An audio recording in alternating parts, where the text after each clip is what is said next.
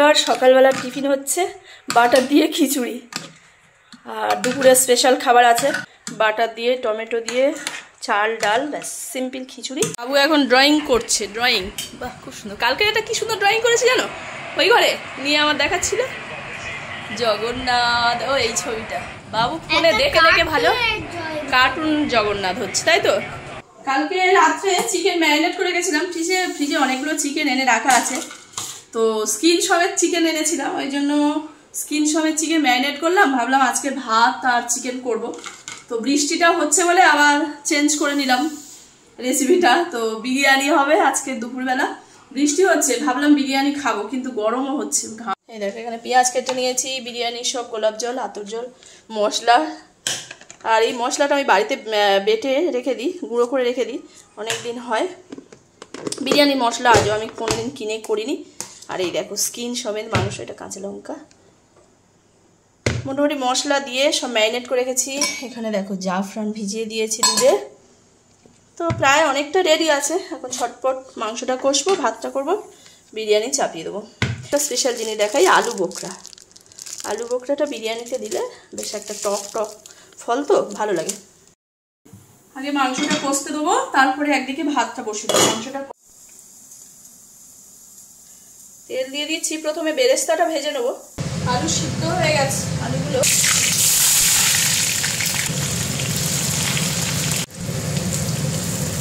আলুগুলো ভেজে নেব।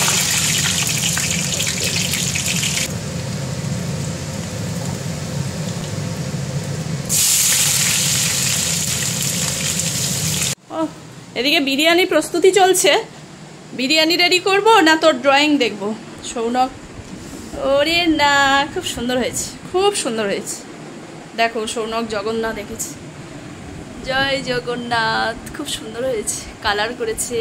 এবার ইংলিশ টুটা একটু পড়া যাক, এবার লাফিয়ে পড়ছে, বাহ খুব ভালো, এটা খুব সুন্দর হয়েছে, জয় জগন্নাথ। এটা থেমে গিয়ে গুমোট হচ্ছে, হালকা বৃষ্টি হচ্ছে। মোটামুটি পেঁয়াজ ভাজা হয়েছে, এরপরে চিকেনটা দিয়ে দিচ্ছি, ম্যারিনেট করে রাখা চিকেনটা।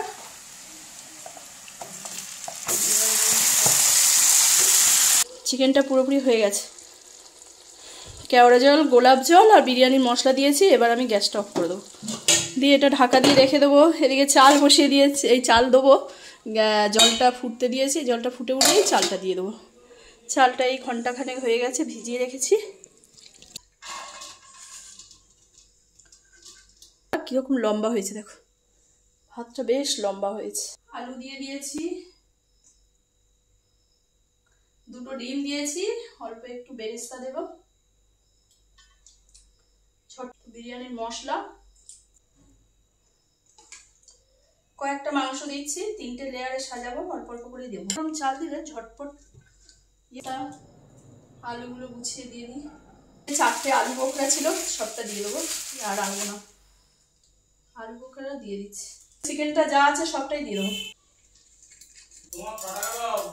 হ্যাঁ ওই আমার ব্যাগের বাইরের পকেটে আছে, লাস্টে যেটুকু বেরেস্তা আছে দিয়ে দেবো।